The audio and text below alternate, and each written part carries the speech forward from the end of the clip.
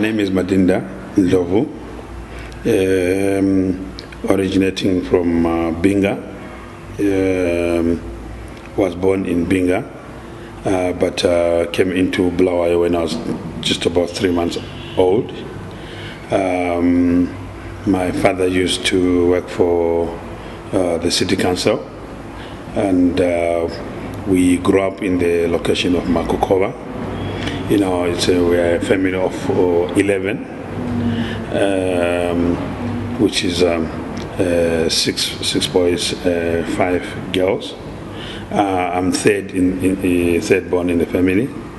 Growing up in Makokoba is, during our time when we were growing up, we had these city council youth clubs where we used to go and play various types of sports. And one of the sports that came to interest me was football. We used to play these plastic bags in the streets as the location boys to keep ourselves away from the streets.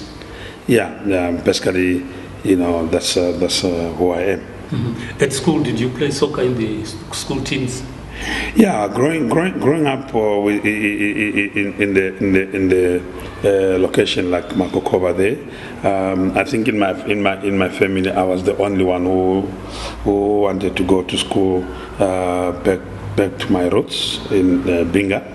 So I went to school grade 1 to grade 3 at St. Patrick's Primary School in Makokoba there, and then I went back to Kariyangwe Mission School, which is in Binga, up to grade 7. Then I went to Marist Brothers for secondary in Dete. That's basically what it is. Mm-hmm. And when did you start getting serious with soccer? At what stage? Look, in school we used to play school football. I was a bit confused in what to do because I was also very good in athletics. My late sister that comes immediately after me was a very good 100-meter sprinter, and I also was a very good runner as well. But football interested me more than any other sport, and we used to play, school football, district football, and you know how it is like when you grow and everybody is admiring how you play football. Then it inspired me to probably take football serious with professional clubs. I joined Highlanders while I was still in school, so I could come and play when it's school holidays here in Bulawayo. I joined Highlanders. It's way back, I think 70, if I'm not mistaken, 75, 76, somewhere there. Mm-hmm. Yeah. But taking football seriously was sometime in 76, where Ali Bhabha at Highlanders had actually seen the talent and said, look, I need to develop this talent. I think we're now under 16s or so, under 16s, with Nhamo Shambira, the likes of Mcdonald, Silongwe, and that's the juniors that Ali Bhabha brought up at Highlanders. It was after the intake of Bo Nkomo, and the great Ali Bhabha has done quite a lot for the Highlanders juniors, because he was taking out players intake by intake. As I said, the Nkomo intakes, our intake, and then the Willard Kumalo intakes, the Adam Ndlovu intakes, the Peter Ndlovu intakes. The list goes on and on and on and on. It is the works of Ali Bhabha, and I started to play for the Highlanders senior team in 1979. Mm-hmm. I was asked to come and join the first team. By then, the first team was of Lawrence Piri, Majuta Mpofu, Timon Mabalegas, and I went to play for the first team in Plumtree, the time of Onias Msanas. And of course, it was very hard for me to break into the first team at that time, because Highlanders had one of the greatest wingers as well. I played the right wing, number 7, so to speak. But Highlanders at that time had one of the brilliant players in Daud Stole, whom I found very difficult to knock out of that position. But lucky enough, in 1980, Daud Stole left for the United States, and that's the time when I took over and never looked back since then. In fact, it was the time when really pressure was mounting at Highlanders. Was the time when the late Vice President Nkomo had his troops, that time Zapu, Gorillas, playing a challenge game against Highlanders, and the first team of Highlanders had gone to Zambia for a pre-season. So as the young boys coming from down there were asked to have a game, and it was a memorable time, because the time when Nkomo himself had to kick-start the game. And from there, it was him actually who said, as the Highlanders committee, that why is that boy not playing in the first team? Then the pressure mounted, and so that's how really the pressure mounted at Highlanders. And when Daud left, then I took over at the first spot at Highlanders until I retired.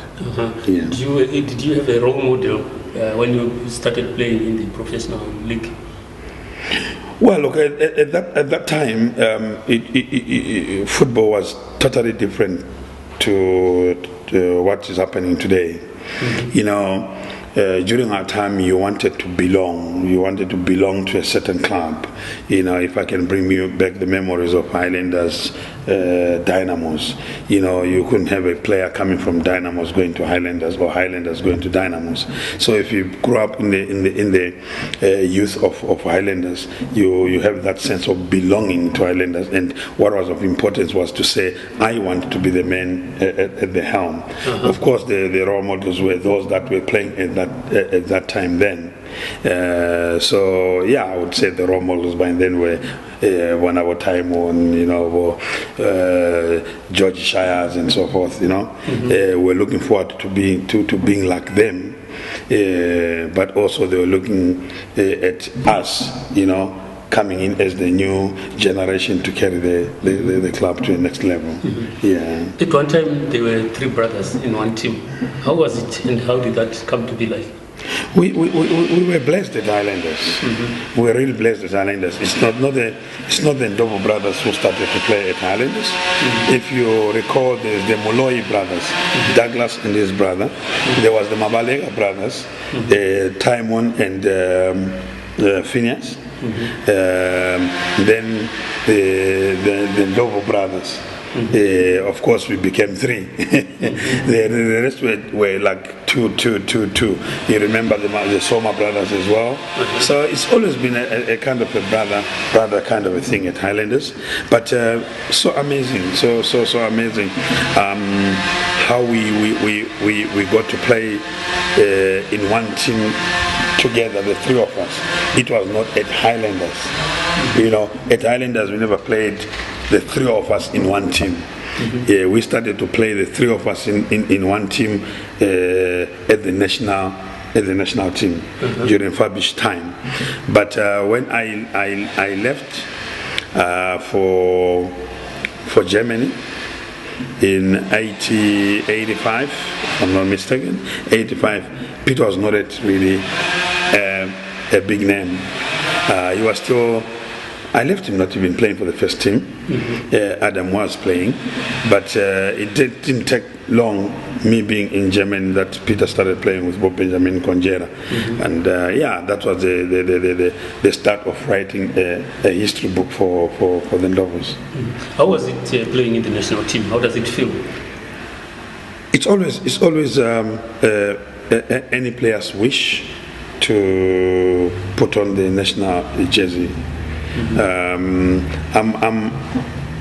blessed that I had to witness both the first national team after independence, and also the generation that was coming to play with them and so forth. But when we started off in 1908 after independence, I started with the under-20s, with the likes of Boston Ndunduma, Sebastian Chikwature, and all those players, and then we graduated into the first team. It was the first national team, and then, which was being coached by John Rank, was the national team of both Gibson Omelas, both Sunday Marimos, and then we took over as the young warriors. Actually, the word the warriors comes after the young warriors. They already had been popular, and those young warriors was during our time. It was so amazing, so exciting to be part and parcel of the national team, be it at under 20s or at national team. When you are fresh from gaining independence, when you play for the nation in front of that huge crowd, you feel like, you understand what I'm saying? Yeah, you feel like you are at war, Yes. I won't really talk of the memorable one, but I will talk of the one that I will never forget because of situations. We were playing the Zambian national team. At Rofaro Stadium, and as youngsters coming into the first team, Sunday was the captain by then. Oliver Gatias, they were accepting us as youngsters that they are small boys coming into the national team right now. So Sunday would get our boots before the game at our camp, Zora so that stuff, your knees and everything. We don't know. We didn't know. We're still youngsters. We didn't know exactly what that meant. For us, it was going to play football, and there you are. I was given an opportunity to play on the right wing there, get the ball down the line, do my usual thing. Toramun, Rasamun Bas. And then, the guy slide tackles me and I fall right on top of him. You know what he says? He says to me, you smelling like a pig. I said, hey, mind your own business. So that game really, we drew that game. We drew that game with the Zambian national team. But it's one of the games that excited me because it was a new experience. But in getting more acquainted to the national team, I think the memorable games really that will never go away are most of the games that we played under Fabish. He was a very, very, very serious mentor. He was committed to the nation, probably more than some of the players that were playing. I remember a game we played against Cameroon at the National Stadium when I came in as a substitute with Agent Sao, and we beat Cameroon, I think by a solitary goal. That made me feel so special, coming from the bench and turning around the game, the way we turned the game, it really will never go away. It was a game that I will always remember. Yes. How is it in coaching now from active play? Playing a game is trying to put into place somebody else's philosophy, someone else's mind and drive. Coaching is you imparting that knowledge you have on the different players. So you can imagine how difficult it is to make a number of 30 players understand your philosophy. It's really a mammoth task, but football is just turned so scientific these days.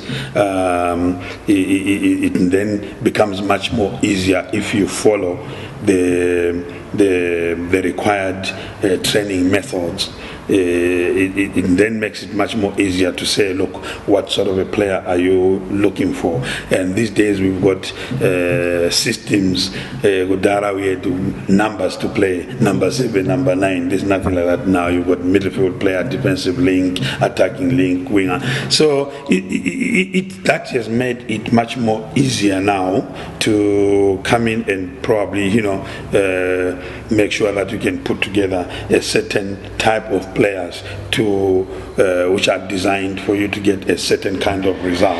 Mm-hmm. So football before was difficult. Coaching, I think the coaches were there before, had a mammoth task of trying to, put a team together. Nowadays we are guided by the science part of it into football. Mm-hmm. Training methods have changed. You can't mix certain aspects of the game in one training. You've got to work on each aspect until the players understand what you want. But yeah, it's also still challenging, since it's football, as you know, is always a result-oriented kind of a sport, and with teams that are pressure teams like Highlanders, Dynamos, Caps, you always feel the pressure coming if results don't come. Yeah, so yeah, it's exciting to be, a coach after having played the game, and now you stand in front of the players and tell them something that probably you didn't want to do yourself. But that's the process. Mm-hmm. That's the process. Yeah. Okay. Lastly, there's this issue of players going into retirement. We've heard that some of your colleagues ended up being destitute. What do you think should be done to plan for the retirement of players, professional players who have been popular during the time? The biggest challenge is where we play this game. We are playing the game in the third world, and always, you can see even clubs struggle to get finance to probably, or sponsorship to run their clubs, and that is the biggest challenge that we have. Before I get to the really to answer your question, players cannot really budget in Africa, mostly in special Southern Africa. Players cannot really budget and plan their future, because it is like hand-to-mouth kind of a thing. What players get out of playing football is not adequate. It's not enough for them to plan for their future.